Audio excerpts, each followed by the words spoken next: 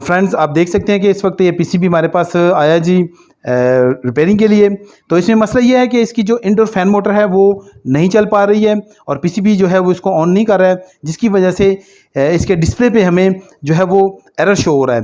अब इस एरर की वजह से ये पीसीबी काम ही नहीं कर रहा है। और इसके साथ ये देखें, इसका आउटडोर पीसीबी भी हमें जो है वो लाया गया है यहाँ पे, ताकि हम जो है इसके साथ अटैच करके तो इसको मुकम्मल तौर पर चेक कर सकें। तो इस वक्त चूँकि इसकी फ़ैन मोटर नहीं चल रही है, तो इसको हम रिपेयर करेंगे और देखेंगे कि कहाँ पे क्या फ़ॉल्ट है। लेकिन उससे पहले इस बात को समझना बहुत ज़रूरी है कि एक्सन के जो डीसी इन्वर्टर एयर कंडीशनर होते हैं, इनका एरर कोड जो है वो कैसे मालूम किया जाता है। तो चलिए मैं पहले आपको बताता हूँ कि एक्सन में आप कैसे एरर कोड्स को ढूंढेंगे। कि जब ये इंडोर जो है वो इंडोर में ये डिस्प्ले लगा होता है और ये लाइट्स जो हैं वो ब्लिंक कर रही होती हैं, तो इसके दो तरीक़ेकार हैं। दो तरीक़ों से आप इसको ढूंढ सकते हैं।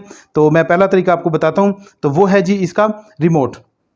तो इसके रिमोट के ज़रिए से आप इसका एरर कोड जो है वो मालूम कर सकते हैं। लेकिन कैसे, वो मैं आपको बता देता हूँ तफसील के साथ, ताकि आप अगर काम करने वाले हैं तो बहुत अच्छी बात है, काम कर लेंगे। और अगर आप यूज़र हैं और आपका एसी ख़राब हो गया, तो आप आसानी से ये ढूंढ लेंगे कि इसमें क्या एरर आ रहा है। तो देखें, इस वक्त ये देखें जी, इसका जो डिस्प्ले है वो ऑन हो चुका है और इसकी जो लाइट एक है ऑपरेशन लाइट या ऑन लाइट जो है वो इस वक्त काम कर रही है।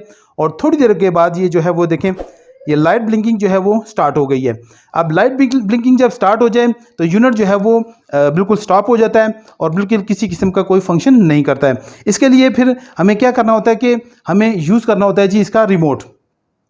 तो रिमोट हम कैसे यूज़ करेंगे, तो मैं आपको बता देता हूँ कि यहाँ पे जो कैंसिल के दो बटन लगे हुए हैं, ये देखें जी, ये कैंसिल ये लगा हुआ है और ये दूसरा कैंसिल यहाँ पे लगा हुआ है। तो इनमें से दोनों में से कोई एक कैंसिल बटन जो है वो आपने प्रेस करना है। तो मैं आपको दिखाता हूँ। इस वक्त इसको थोड़ा सा इस तरफ कर लेते हैं ताकि ये नज़र आ जाए, और कैंसिल के बटन को थोड़े 5 सेकंड के लिए दबा के रखें।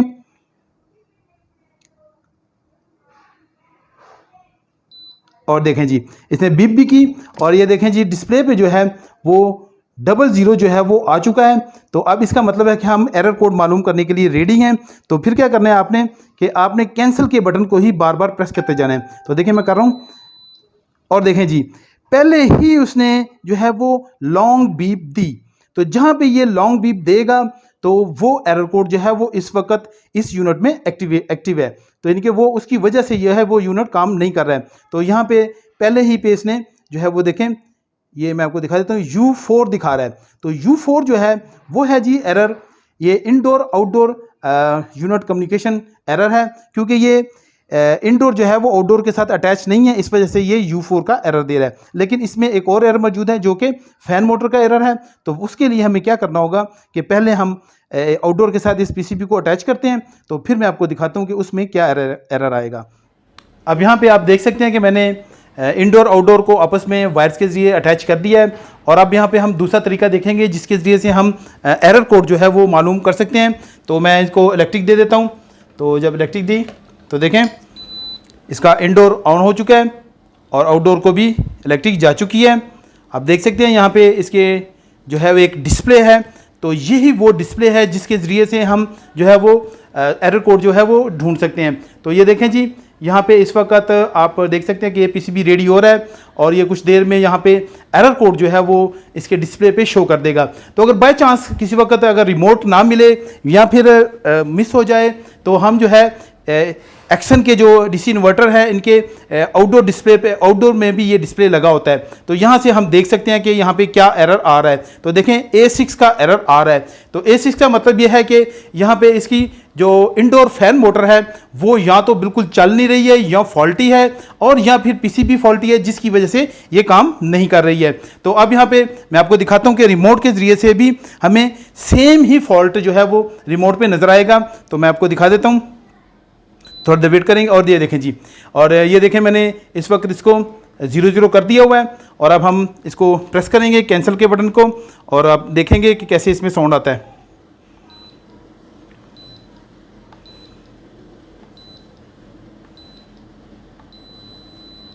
और ये देखें जी, A6 पर इसने जो है वो लॉन्ग बीप दी। तो इसका मतलब है कि यहाँ पे अब A6 का एरर जो है वो इस यूनिट में मौजूद है और जिसकी वजह से ये जो है वो यूनिट काम नहीं कर रहा है। अब यहाँ पे सबसे पहले जो बात करते हैं जी मोटर की, तो मोटर जो है मैंने चेक किया है, इसको देखें तो चेक करने पे देखें ये बिल्कुल नरम है, बिल्कुल सही चल रही है और इसमें ऐसा कोई भी फॉल्ट मौजूद नहीं है। और अक्सर जो है ये मोटर जब जाम हो जाए तो तभी ये जी वो ख़राब होती है।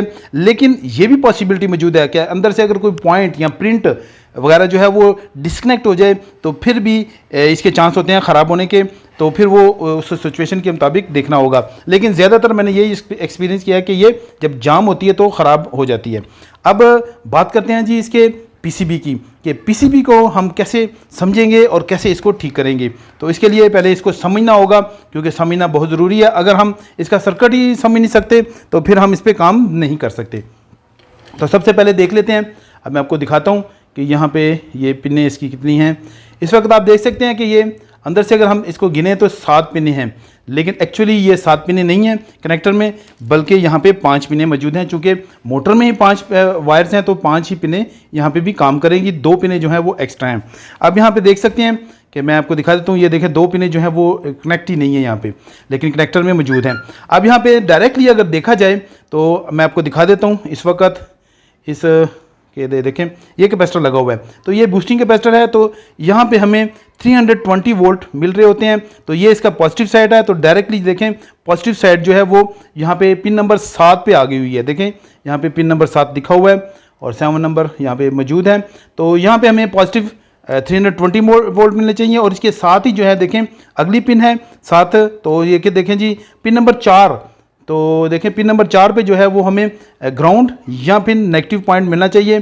तो इन दोनों पॉइंट्स पे हमें 320 वोल्ट मिल रहे हैं, तो इसका मतलब है कि ये बिल्कुल ठीक है, इसमें कोई भी इशू मौजूद नहीं है और ये मोटर काम करेगी। अब यहाँ पे इसकी नेक्स्ट पिन को देख लेते हैं, नेक्स्ट पिन क्या चीज़ है जी। तो नेक्स्ट पिन जो है वो है जी 3 नंबर पिन। तो 3 नंबर पिन पे जहाँ पे आ रहे हैं जी 15 वोल्ट, लेकिन ये डायरेक्ट वोल्टेजेस नहीं है बल्कि इनडायरेक्ट यहाँ पे वोल्टेजेस दिए जा रहे हैं। तो वो कैसे हैं वो मैं आपको समझा देता हूँ। तो देखें सबसे पहले तो हम पीछे चलते हैं इसके सर्किट की तरफ। तो यहाँ पे आप देख सकते हैं कि मैं आपको थोड़ा जूम कर देता हूँ। तो ये है जी 15 वोल्ट वोल्टेज रेगुलेटर। तो मैं दूसरी साइड से भी आपको शो कर देता हूँ। तो यहाँ से ये वोल्टेज जो है वो पीसीबी में जा रहे हैं और जो 15 वोल्ट है यहाँ से काम करते हैं। और ये देखें जी यहाँ पे ये रेगुलेटर लगा हुआ है 7815A8T। तो ये वोल्टेज रेगुलेटर जो है यहाँ से काम करता है। लेकिन अक्सर जो है मैंने देखा है कि यहाँ से 15 वोल्ट डायरेक्ट होते हैं और यहाँ पे आ रहे होते हैं, यहाँ पे जो है वो काम कर रहे होते हैं। लेकिन इस पीसीबी में, इस सर्किट में थोड़ा डिफरेंट डिज़ाइन बनाया गया है और वो मैं डिज़ाइन आपको समझा देता हूँ, क्योंकि उस डिज़ाइन को अगर समझ गए तो फिर इसको रिपेयर भी कर सकते हैं। अब यहाँ पे देख सकते हैं कि एक ट्रांजिस्टर लगा हुआ है और ये ट्रांजिस्टर जो है वो PNP ट्रांजिस्टर है और इसके ज़रिए से जो है 15 वोल्ट हैं वो यहाँ पे दिए जाते हैं। और ये अगर ऑन नहीं होगा तो यहाँ पे 15 वोल्ट नहीं आएंगे। तो 15 वोल्ट नहीं आएंगे तो फिर क्या होगा, ये मोटर काम ही नहीं करेगी। बात यहीं पे ख़त्म नहीं हो जाती, बल्कि इसका एक और भी सर्किट बनाया गया है और सेफ्टी सर्किट है वो। तो मैं आपको दिखा देता हूँ कि ये देखें, ये जो ट्रांजिस्टर है तो ये तो PNP ट्रांजिस्टर है, लेकिन ये डायरेक्टली जो है माइक्रो कंट्रोलर जो है वो इसको कंट्रोल नहीं करता है, बल्कि माइक्रो कंट्रोलर सबसे पहले इसको भेजता है जी सिग्नल। कहाँ पे, यहाँ पे आप देख सकते हैं ये एक ऑप्टोकूपलर लगा हुआ है। तो ये छोटे साइज़ का ऑप्टोकूपलर है यहाँ पे। तो इसके ज़रिए से जो है इसको ऑन किया जाता है, यानी कि जो हाई वोल्टेजेस हैं और लो वोल्टेजेस हैं उनके दरमियान आइसोलेशन की गई है, उनके दरमियान अलहदगी की गई है ताकि वो एक दूसरे के साथ मिक्स ना हो सकें। तो जो हमारे साथ इस वक्त हमारे पास जो हमारे राइट साइड पे है, तो यही ऑप्टोकूपलर जो है वो ऑन करता है, जो हमारी इस वक्त लेफ्ट साइड पे ट्रांजिस्टर है इसको ऑन करता है। तो तब जाके ये जो 15 वोल्ट हैं यहाँ पे आते हैं और माइक्रो कंट्रोलर जो है वो इस ऑप्टोकूपलर को ऑन करता है। तो इस तरह से ये सारा फंक्शन हो रहा है। अब यहाँ पे इसके अलावा भी एक और सर्किट भी मौजूद है, अगर वो भी काम नहीं करेगा तो फिर भी ये मोटर काम नहीं करेगी। तो फिर क्या होगा, फिर जो माइक्रो कंट्रोलर है वो समझेगा कि यहाँ पे वोल्टेज ही नहीं आ रहे हैं। तो मैं आपको वो भी दिखा देता हूँ कैसे। तो आप देख सकते हैं यहाँ पे 15 वोल्ट आए यहाँ पे इस पिन पे, और कौन सी पिन है जी, ये 3 नंबर पिन, 3 नंबर पे 15 वोल्ट आए। अब यहाँ पे देखें आप एक और भी रेजिस्टेंस लगी हुई है और ये रेजिस्टेंस पास करके देखें यहाँ पे जा रही है इस ऑप्टोकूपलर में। तो ये इसका जो है इमिटिंग डायोड वाली साइड है। तो ये जो है आगे फिर बता रहा होता है माइक्रो कंट्रोलर को कि यहाँ पे किसी किस्म की कोई प्रॉब्लम मौजूद नहीं है, 15 वोल्ट जो हैं वो बन रहे हैं, क्योंकि इसके जो हाई साइड के वोल्टेज जब बनेंगे तो तभी जाके ये 15 वोल्ट जो है वहाँ पे जनरेट होंगे। तो जब इसकी वजह से फिर यहाँ पे आएंगे तो ये जो है इस चीज़ के लिए लगाया गया ताकि माइक्रो कंट्रोलर ये सेंस कर सके कि यहाँ पे जितने वोल्टेज बन रहे हैं वो ठीक हैं। तो यहाँ पे ये ऑप्टोकपलर के ज़रिए से ये उसको सेंस करता है, यानी कि सेफ्टी ही सेफ्टी लगाई गई हैं। अब यहाँ पे बात कर लेते हैं जी नेक्स्ट पिन की। तो नेक्स्ट पिन आप देख सकते हैं कि ये कौन सी पिन है जी। तो ये पिन है जी मोटर को ऑपरेट करने के लिए, मोटर की स्पीड को और इसको चलाने के लिए ये वोल्टेज यहाँ पे आते हैं। तो ये तकरीबन 3 से लेके तो 7 वोल्ट तक हो सकते हैं। तो ये क्या किया गया है यहाँ पे देखें, इसके लिए भी ये ट्रांजिस्टर लगाया गया है। तो ये भी पीएनपी ट्रांजिस्टर है और यही 15 वोल्ट इस ट्रांजिस्टर में जा रहे हैं और इस ट्रांजिस्टर को फिर स्लोली स्लोली खोला जाता है। तो वोल्टेजेस यहाँ पे इस पिन पे आ रहे होते हैं, पिन नंबर 2 पे। तो इसको कौन ऑपरेट कर रहा है जी? इसको ऑपरेट कर रहा है जी ये वाला ऑप्टोकपलर। तो इस ऑप्टोकपलर को ऑपरेट कर रहा है फिर से माइक्रो कंट्रोलर। तो फिर एक पूरा सीक्वेंस जो है वो चलाया गया है यहाँ पे। तो इसके ये ऑप्टोकपलर जब ऑन होता है तो ये ट्रांजिस्टर ऑन होता है, जब ट्रांजिस्टर ऑन होता है तो वोल्टेजेस यहाँ पे आना शुरू हो जाते हैं और फिर स्लोली स्लोली इसको जब ज़्यादा खोला जाता है तो फिर ये बढ़ते जाते हैं वोल्टेजेस और यूँ ये मोटर जो है वो स्पीड उसकी कंट्रोल की जाती है। फिर लास्ट पिन जो है ये है जी देखें फीडबैक की, यानी कि पीजी या फीडबैक। तो पिन नंबर 1 जो है ये इस काम के लिए है। तो मोटर से जो फीडबैक निकल रहा होता है, जो कुछ वोल्टेजेस होते हैं वो निकल रहे होते हैं, तो वो जो है दोबारा माइक्रो कंट्रोलर को फीडबैक दी जाती है कि यहाँ पे कितनी आरपीएम या कितनी स्पीड में इस वक्त मोटर चल रही है। अब यहाँ पे हम इस पीसीबी में इलेक्ट्रिक दे देंगे और इसके वोल्टेजेस चेक करेंगे कि कहाँ पे कितने वोल्टेजेस आ रहे हैं और कौन से वोल्टेजेस जो हैं वो नहीं आ रहे, जिसकी वजह से ये पीसीबी जो है वो काम नहीं कर रहा। तो देखें इस वक्त ये इसने स्टार्ट ले लिया हुआ है। तो पहली 2 पिनों पे जैसे मैंने आपको बताया था कि यहाँ पे हमें तकरीबन 320 और 307 वोल्ट यहाँ पे आ रहे हैं। तो 320, 15, 10 ये बिल्कुल ठीक हैं। तो इसका मतलब है कि ये बिल्कुल सही आ रहे हैं यहाँ पे वोल्टेजेस। अब यहाँ पे हम क्या करेंगे कि नेक्स्ट पिन पे चेक कर लेंगे। तो नेक्स्ट पिन पे कितने वोल्ट आ रहे हैं और यहाँ पे ग्राउंड है और यहाँ पे 15 वोल्ट आने चाहिए। तो देख लेते हैं जी यहाँ पे कितने वोल्ट आ रहे हैं और यहाँ पे ये 15 वोल्ट मौजूद नहीं है। तो इसका मतलब है कि इसके वोल्टेज रेगुलेटर की तरफ जाएंगे। अभी फिर आगे जो है चेक कर लेंगे जी। यहाँ पे मैं ग्राउंड यहाँ से ले लेता हूँ ताकि मुझे वहाँ पे डिस्टर्बेंस ना हो। और नेक्स्ट जो है जब 15 वोल्ट ही नहीं आ रहे तो ये काम ही नहीं करेगा। और नेक्स्ट चेक करके देखते हैं कि क्या वहाँ पे 5 वोल्ट, तो वहाँ पे भी कुछ नहीं आएंगे क्योंकि यहाँ से फीडबैक जाएगा तो यहाँ पे कुछ आएगा, वरना तो ये कुछ भी नहीं होगा। तो यहाँ पे 15 वोल्ट नहीं आ रहे, इसका मतलब है कि यहाँ पे या तो ट्रांजिस्टर जो है वो इसको ऑन नहीं कर रहा है और या फिर ये ख़राब है और यहाँ फिर कोई और ऐसा इशू मौजूद है। यहाँ पे अभी क्या करते हैं कि इसके 15 वोल्टेज जो हैं थोड़े वोल्टेज रेगुलेटर से चेक कर लेते हैं जी कि वहाँ पे कितने वोल्टेज मौजूद हैं। जो नेक्स्ट जो हम चेक कर लेते हैं जी इसके वोल्टेज रेगुलेटर को कि यहाँ पे कितने वोल्टेज आ रहे हैं। तो देखते हैं जी। तो वोल्टेज रेगुलेटर पे जब चेक किया तो अब इसके नेगेटिव पे लगाया और बाद में इसके पॉजिटिव पे, तो देखते हैं जी 15 वोल्ट यहाँ पे मौजूद हैं। इसका मतलब है कि वोल्टेज रेगुलेटर जो है वो वोल्टेज बना रहा है। अब यहाँ पे देखें जो ऊपर वाली लाइन है ये जी पॉजिटिव वोल्ट है और नीचे वाली जो है वो ग्राउंड है या नेगेटिव पॉइंट है। तो यहाँ पे देखें ये आ रही है जी पिन इस तरफ को आके, तो ये कहाँ जा रही है जी इस तरफ अंदर, ये हैं जी 15 वोल्ट यहाँ तक आ रहे हैं, बिल्कुल आ रहे हैं। इसके बाद ये देखें आगे इसमें जा रहे हैं, इस ट्रांजिस्टर में भी जा रहे हैं और इस ट्रांजिस्टर में भी जा रहे हैं। तो फिर हम देख लेते हैं ऊपर से, तो ऊपर को कितने वोल्ट, नहीं ये मेरे ख्याल में साइड वाले हैं। तो कौन सी जी पिन, ये तो आने वाली है, तो यहाँ पे बिल्कुल जी यहाँ तक आ रहे हैं। तो ये ट्रांजिस्टर तक जी बिल्कुल आ रहे हैं। तो आगे ये वोल्टेज नहीं निकाल रहा है। अब इसको निकाल लेते हैं जिसकी इलेक्ट्रिक निकाल के फिर 1 बाय 1 तमाम चीज़ों को चेक करते हैं कि क्या हमारे चीज़ में फ़ॉल्ट है, किस चीज़ में फ़ॉल्ट है कि जिसकी वजह से ये काम नहीं कर रहा है। अब यहाँ पे हम चेक कर लेंगे जी इसका ट्रांजिस्टर, क्योंकि 15 वोल्ट वहाँ तक जा रहे हैं और ट्रांजिस्टर अगर ख़राब होगा तो फिर भी ये काम नहीं करेगा। तो इसको चेक कर लेते हैं। तो देखते हैं कि ये क्या काम कर रहा है जी।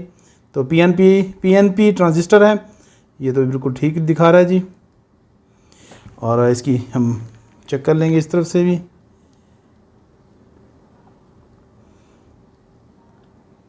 ट्रांजिस्टर जो है वो बिल्कुल ठीक है इस वक्त, ये देखें देखते हैं जी, क्योंकि ये जो ऊपर वाला पॉइंट है ये इसका मीटर है और कलेक्टर जो है नीचे है। तो ट्रांजिस्टर जी बिल्कुल ठीक है, देखें ट्रांजिस्टर बिल्कुल ठीक है, इसमें कोई भी ऐसा इशू नहीं है। तो इसका मतलब है कि इसके फिर यहाँ से वोल्टेजेस नहीं आ रहे। तो अभी चलें यहाँ पे ऐसे करते हैं कि यहाँ पे और भी काफ़ी कंपोनेंट्स हैं। अगर किसी चीज़ में शॉर्ट सर्किट भी होगा तो फिर भी ये मसला करता है, क्योंकि यहाँ पे देखें पहले से ही किसी ने रिपेयर किया हुआ है और वहाँ से ये ठीक नहीं हो सका है, तो इसलिए मेरे पास आया और काफ़ी ज़्यादा काम हुआ है। ऊपर भी इसमें काफ़ी ज़्यादा काम हुआ है और ये देखें इस एरिया में तो काफ़ी ज़्यादा काम हुआ है। तो देखते हैं, चलें जी अब इसके एक एक कंपोनेंट को चेक कर लेते हैं। तो यहाँ पे कैपेसिटर जो हैं वो लगे हुए हैं, तो देखते हैं जी कैपेसिटर। लेकिन कैपेसिटर्स को चेक करने के लिए हमें चाहिए जी इसकी कंटिन्यूटी मोड। तो बीप आ रही है, बिल्कुल आ रही है जी,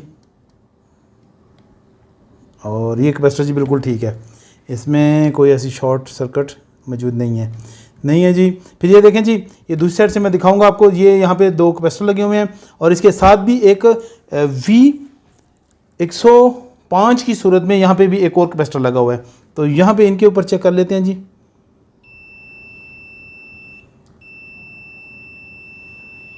तो ये तो इसमें कंटिन्यूटी आ रही है जी, बहुत ज़्यादा बीप आ रही है दोनों साइड से जी। और ये भी इसके साथ एक कैपेसिटर है, बूस्टिंग कैपेसिटर है फॉल्ट वगैरह के लिए। तो यहाँ पे देखना पड़ेगा कि क्या चीज़ फॉल्टी है जी।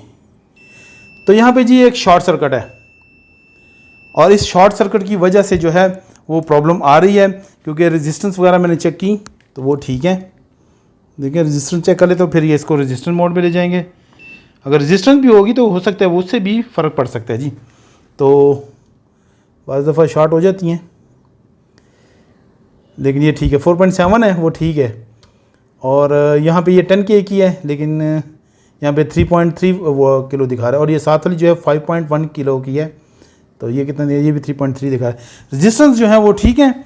और यहाँ पे चले ये दोनों कैपेसिटर जो हैं इन दोनों को चेक करते हैं कि कौन सा कैपेसिटर यहाँ पे फॉल्टी है। अब यहाँ पे ये जो कैपेसिटर है V105, तो इसको हम आउट कर लेंगे यहाँ से। तो उसके बाद हम इसका दूसरा कैपेसिटर भी निकाल लेंगे। तो पहले इस छोटे वाले को कर लेते हैं, क्योंकि दोनों में से कोई एक जो है वो फॉल्टी हो सकता है, तो जिसकी वजह से ये प्रॉब्लम आ रही है। तो इसको हॉट गन से मैं निकाल रहा हूँ, तो गर्म कर लेंगे और ये जी बाहर आ गया। अब यहाँ पे दोबारा इसको चेक कर लेंगे और मीटर को ले जाएंगे जी कंटिन्यूटी मोड पे, और कंटिन्यूटी मोड पे हम चेक करते हैं कि क्या ये यहाँ पे ठीक है कि ख़राब है। तो इस जो दूसरा कैपेसिटर था बड़ा वाला उसको चेक कर लेते हैं। और ये जी देखें जी, इस वक्त ये देखें इसमें से कंटिन्यूटी जो है वो ख़त्म हो चुकी है। तो इस छोटे कैपेसिटर से जो था वो मसला था, ये है जी वो छोटा सा कैपेसिटर, जिसकी वजह से ये जो पूरा सर्किट था वो फॉल्टी हुआ था और ये चल नहीं पा रहा था। तो अभी हम इसको चेक करते हैं। तो ये नैनो फैराड में ये कैपेसिटर्स होते हैं सारे, तो काफ़ी ज़्यादा छोटा है, तो इसलिए ये बहुत ज़्यादा नैनो फैराड होगा। तो इसलिए ये तो अभी ओपन हो चुका है, शॉर्ट सर्किट है, इसकी कंटिन्यूटी ये शो कर रहा है क्योंकि मैं मीटर में चेक किया है। लेकिन हम ऐसे करते हैं कि इस मोटर को ऐसे ही चला के देखते हैं क्या ये फंक्शन करती है कि नहीं करती। अब यहाँ पे ये जी बिल्कुल ठीक हो चुका है, इसको मैंने चेक किया है। तो मैं आपको भी दिखा देता हूँ कि ये कैसे इस काम कर रहा है। और वो जो छोटा कैपेसिटर था तो नैनो फैराड कैपेसिटर मैंने नहीं लगाया उसमें, तो उसकी मुझे ज़रूरत नहीं है, क्योंकि सिस्टम में वो मुझे अभी पता नहीं है कि वो कितने नैनो फैराड का है, लेकिन बहुत छोटा होगा क्योंकि बहुत ही छोटा किस्म का वो कैपेसिटर है, तो इतना ज़्यादा इसकी वैल्यू नहीं है। तो देखें अभी मैं इसको स्टार्ट करता हूँ और आप देखेंगे कि ये बिल्कुल सही हो चुका है और इसने स्विचिंग की और आउटडोर भी चल गया है। और इसकी देखें इस वक्त ये बंद है, तो अब मैं इसको ऑन कर देता हूँ रिमोट से, और इसको ऑन किया और ये देखें जी, और ये हमारी जी मोटर जो है वो चलना शुरू कर दिया उसने स्टार्ट ले लिया है, कोई ऐसा इशू नहीं आया। तो ये सिर्फ जी एक देखें जी अभी स्पीड भी पकड़ ली और तेज़ हो गई है। अब जो हम ये चलेगी तो और भी अपनी स्पीड और उसके मुताबिक काम करेगी। टर्बो पे कर लें क्योंकि इसमें भी टर्बो ऑप्शन मौजूद है। और देखें अभी मैंने इसको टर्बो पे कर दिया है और टर्बो पे इसकी स्पीड भी और ज़्यादा तेज़ हो गई है। तो ये बिल्कुल ठीक हो चुकी है मोटर, और मुझे उम्मीद है कि ये अभी जो सर्किट है वो अपनी जगह बिल्कुल परफेक्ट काम करेगा।